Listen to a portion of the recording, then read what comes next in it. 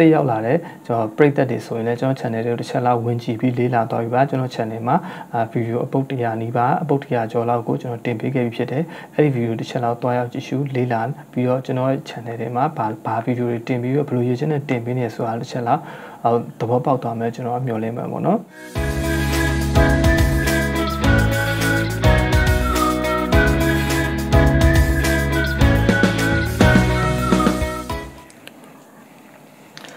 Hello အားလုံးပဲမင်္ဂလာပါဗျကျွန်တော်ရဲ့ Multi Twin ဆိုတဲ့ YouTube channel လေးကနေအားလုံးတစ်ခါပြန်လဲကြိုဆိုလိုက်ပါတယ်ဗ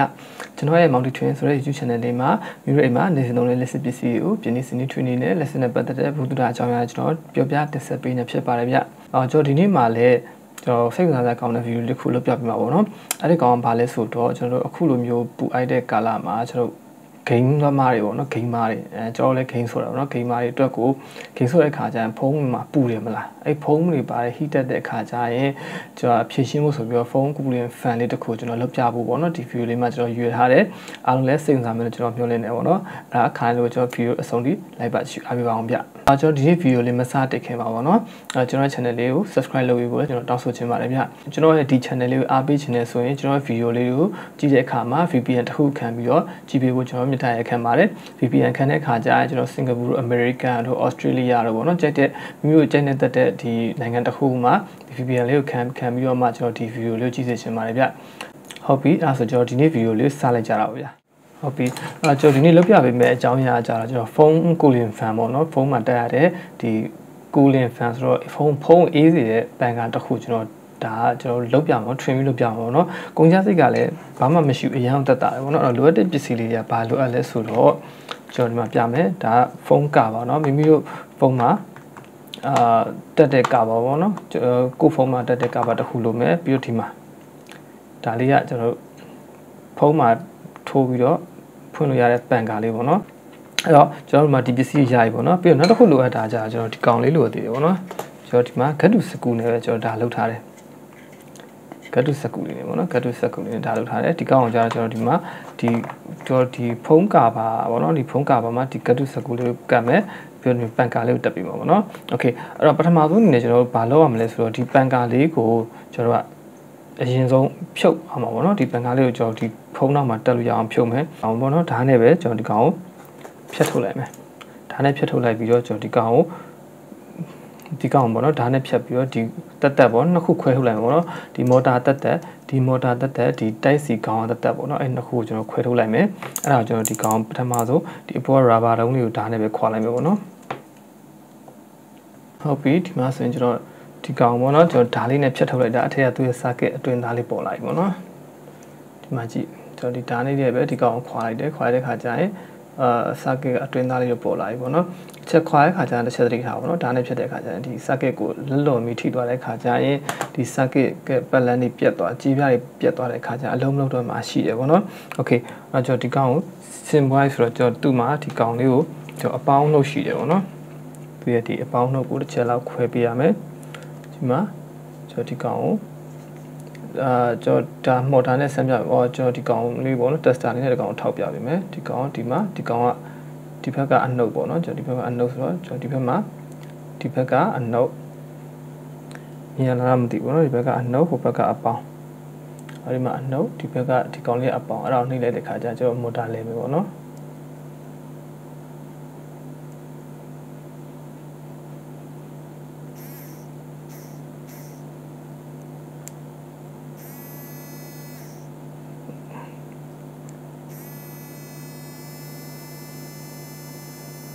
်โอเคမော်တာလေတဲ့အတန်လေးပဲကြားတယ်ပေါ့နော်အဲ့တော့အနှုတ်နဲ့အပေါင်းမှာကျွန်တော်ကဒီကောင်အနှုတ်ပေါင်းတိဖို့လိုတယ်ပေါ့နော်အဲ့တော့ဒီကောင်ကိုကျွန်တော်ကျိုးဆက်တဲ့ခါကျရင်တိအောင်ဆိုတော့အနှုတ်ပေါင်းရှိမယ်ကျွန်တော်ဒီကောင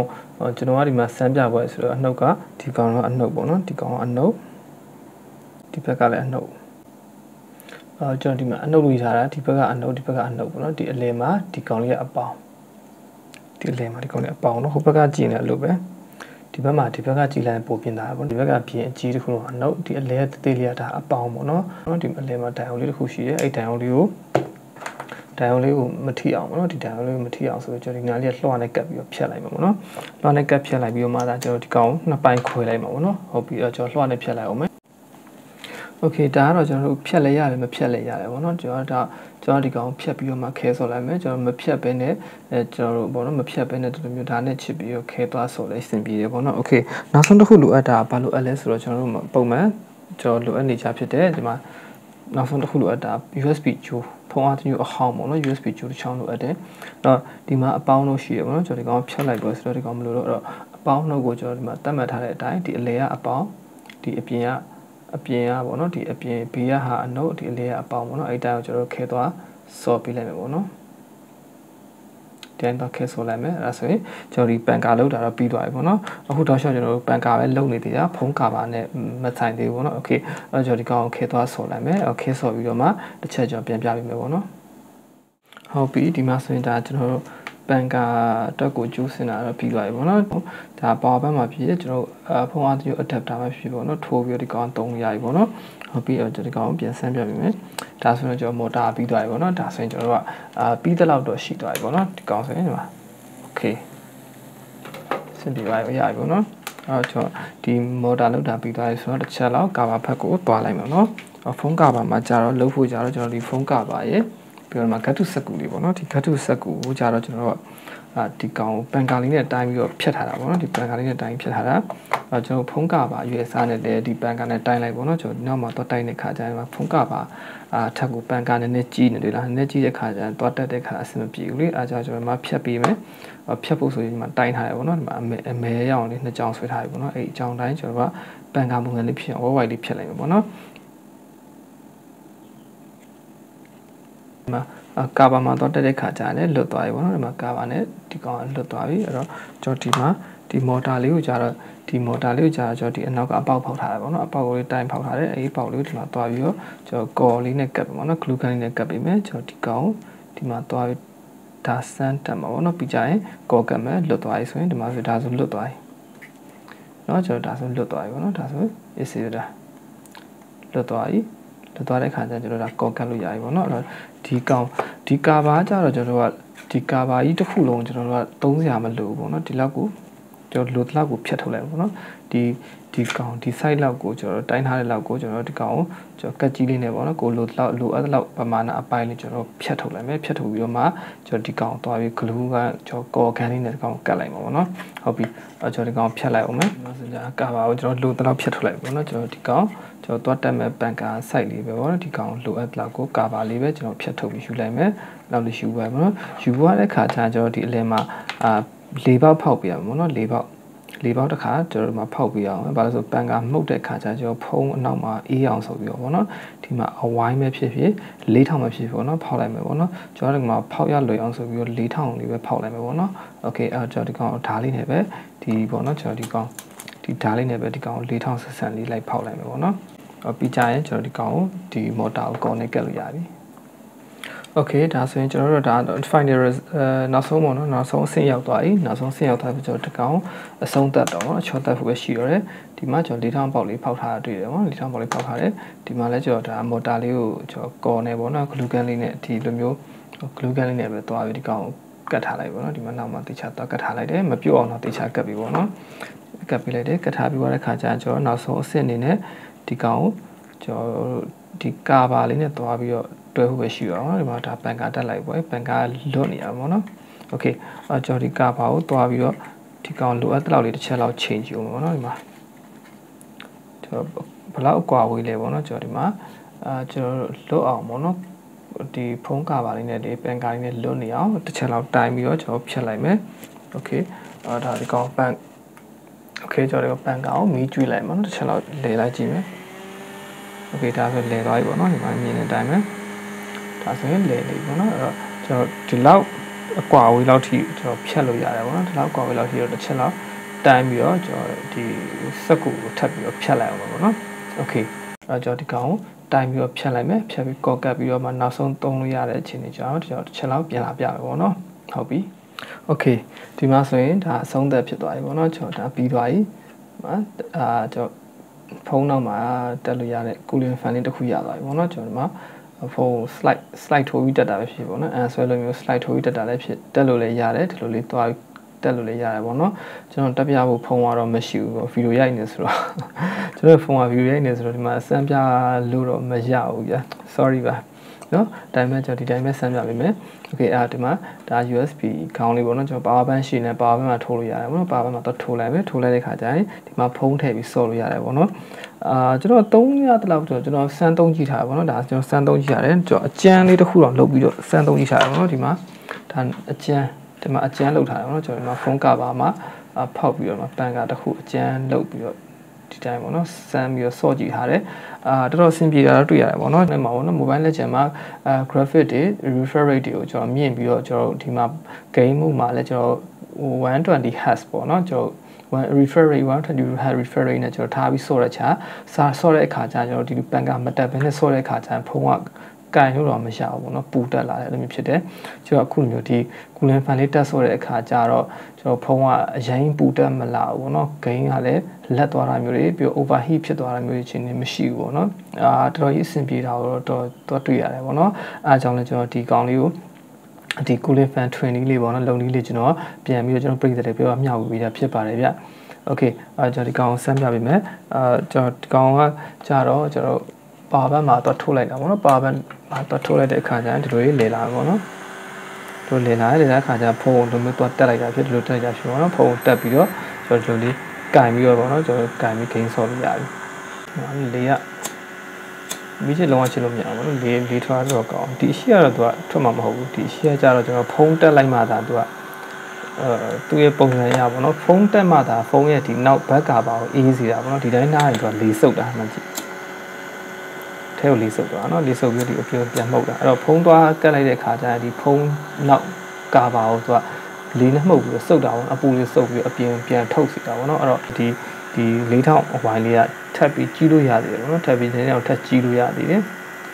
ကိုချက်ကလို့ထပ်ကြီးလိုက်ပေါ့နော်အဝိုင်းပုံစံလေးဆိုလည်းအဆင်ပြေတယ်ပေါ့နော်ထပ်ကြီးလိုက်လည်းရသေးတယ်ထပ်ကြီးလိုက်တဲ့ခါကျရင်တော့ပို့ပြီးတော့အေးမြင်တာပေါ့နော်ဒီပမာဏကနေပြီးတော့အေးမြင်ပါတယ်ဒီလောက်ပမာဏတော့လုံလောက်တယ်ဗျကျွန်တော်စမ်းကြည့်ရတော့လေဒီလောက်ပမာဏတော်တော်ကြီးကိုလုံလောက်ကိုအေးရတွေ့တယ်ပေါ့နော်တက်ထားတာကြာလာတဲ့အခါကျကျွန်တော်ဒီဖုန်းကအေးတာတော်တော်အေးလာတယ်ပေါ့နော်တော်တော်အေးလာရေခဲလိုအေးတာမျိုးမဟုတ်ဘူးမဲ့ကျွန်တော်ဖုန်းရဲ့ဒီအနောက်ကာပါတော်တော်ကြီးကိုအေးလာတယ်ပေါ့နော်သွားကန်ကြည့်တဲ့အခါကျရင်တက်ထားပြီးပြန်ဖြုတ်ပြီးတော့ဒီနေရာကိုသွားကန်လိုက်တဲ့အခါကျရင်ဒီနေရာလေးမှာကွက်ပြီးတော့အေးနေတဲ့ဟာမျိုးခံစားမိလိမ့်မယ်နော်ဒါ okay ကျွန်တော်ပြည်သက်တွေလိုက်လို့ကြည့်တဲ့အခါကျရင်ကျွန်တော်တွေ့ရလိမ့်မယ်ပေါ့နော်ဟုတ်ပြီကျွန်တော်ရက်လိုက်ပေါ့နော်ဒီနေ့ဒီလောက်ပြတဲ့ဒီဂိမ်းမာတွေအတွက် cooling fan ဈေးအသက်သာဆုံးလို့ပြောရမှာပေါ့နော်ဈေးသက်သာဆုံး cooling fan တကယ်လည်းလက်တွေ့တော့အသုံးဝင်တယ်ပေါ့နော်တကယ်လည်းလက်တွေ့တော့အသုံးဝင်တယ်ဈေးကလည်းတော်တော်ကြီးသက်သာပြီးတော့စင်ပြေတဲ့ cooling fan လေးတစ်ခုလို့ကျွန်တော်ပြောပြအောင်ပေါ့နော်ကျွန်တော်ပြောရမှာပဲပေါ့နော်ဟုတ်ပြီအဲ့တော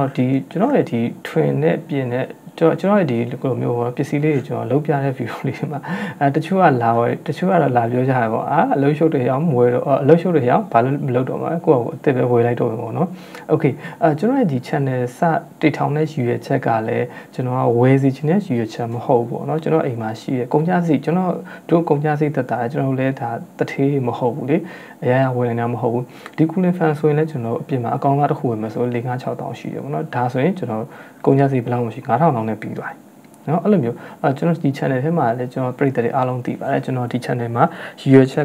ကကျွန်တော် channel ဖွင့်ပြီးတော့လုပ်ပြတဲ့ဟာတွေအကုန်လုံးကကျွန်တော်တို့အိမ်မှာရှိတဲ့ပစ္စည်းတွေကိုပြစ်ချစရာမလိုဘဲနဲ့ဘလို့ပြန်လဲအသုံးပြုနေ recycle လုပ်မလဲကုန်ကြစိတ်သက်သာအောင်ဘလို့ပြန်လဲအသုံးပြုမလဲဆိုတဲ့ရည်ရွယ်ချက်နဲ့ပဲကျွန်တော်ဒီ channel လေးမှာကျွန်တော်အခုလိုမျိုးနီလန်တွေပြင်းနေစနေ training တွေကိုလုပ်ပြနေဖြစ်ပါတယ်ဗ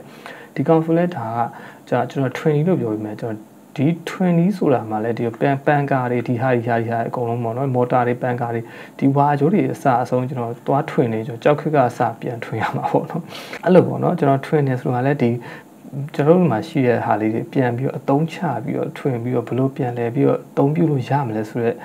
ထွင်တဲ့နီလန်းတွေကိုကျွန်တော်ပြောပြပေးတာပေါ့နော်โอเคအဲ့တော့ကျွန်တော်ပြည်သက်တွေကတော့တချို့ကကျွန်တော်နားလဲသဘောပါကျွန်တော်ပြည်သက်တွေကျွန်တော်အရင်ပြည်သက်တွေကတော့နားလဲသဘောပေါက်ကြလိမ့်မယ်ကျွန်တော်တော့မျှော်လင့်နေပေါ့နော်ကျွန်တော်အခုလက်ကျွန်တော်ကိုလည်းအခုချိန်လက်ရှိထိပေါ့နော်ကျွန်တော်ကိုလည်းအခုလက်ရှိအချိန်ထိဒီအခုချိန်ထိအားပေးနေကြတဲ့ပြည်သက်ကြီးအားလုံးလည်းကျွန်တော်ကျေးဇူးအများကြီးတင်ပါတယ်ဗျ တိတ်ရောက်လာတဲ့ကျွန်တော်ပရိသတ်တွေဆိုရင်လည်းကျွန်တော် channel တွေကိုတစ်ချက်လောက်ဝင်ကြည့်ပြီးလေ့လာတော့ပြီပါကျွန်တော် channel မှာဗီဒီယိုအပုတ်100နီးပါးအပုတ်100ကျော်လောက်ကိုကျွန်တော်တင်ပေးခဲ့ပြီးဖြစ်တယ်အဲ့ဒီဗီဒီယိုတစ်ချက်လောက်တွားရောက်ကြည့်ရှုလေ့လာပြီးတော့ကျွန်တော်ရဲ့ channel တွေမှာဘာဗီဒီယိုတွေတင်ပြီးတော့ဘယ်လိုရည်ချင်းနဲ့တင်ပေးနေဆိုတာတစ်ချက်လောက်သဘောပေါက်သွားမယ်ကျွန်တော်မျှော်လင့်မှာပေါ့နော်ကျွန်တော်ဒီနေ့ပြုလုပ်ပေးတဲ့နီလန်လေးကိုလည်းအားလုံးလည်းကျင်းတဲ့သဘောကျမယ်လို့ကျွန်တော်မျှော်လင့်ပါတယ်ကျွန်တော်ရဲ့ channel လေးမှာအခုမျိုးစိတ်ဝင်စားကောင်းတဲ့ပြင်းတဲ့ဆင်တဲ့ထွင်တဲ့နီလန်လေးတွေဗီဒီယိုလေးတွေအသစ်အများကြီးတင်ဆက်ပေးနေမှာချွေလို့ကျွန်တော် channel လေးကို subscribe မလုပ်ရသေးရင်လည်း subscribe လုပ်ပြီးတော့ကျွန်တော်ထပ်တင်မဲ့ view အသစ်တွေကိုစောင့်မျှော်ကြည့်ရှုအားပေးနိုင်ပါတယ်ဗျဟုတ်ပြီOkay အဲ့တော့ကျွန်တော်နေ့ကြည့်ရှုပေးတဲ့ပရိသတ်အားလုံးလည်းကျေးဇူးအများကြီးတင်ပါတယ်ဗျနောက်ထပ်လာမယ်စိတ်ဝင်စားကောင်းတဲ့ view အသစ်မှာကျွန်တော်ပရိသတ်အားလုံးနဲ့နောက်တစ်ခါပြန်လည်ဆုံတွေ့ပါအောင်မယ်ဗျ Bye bye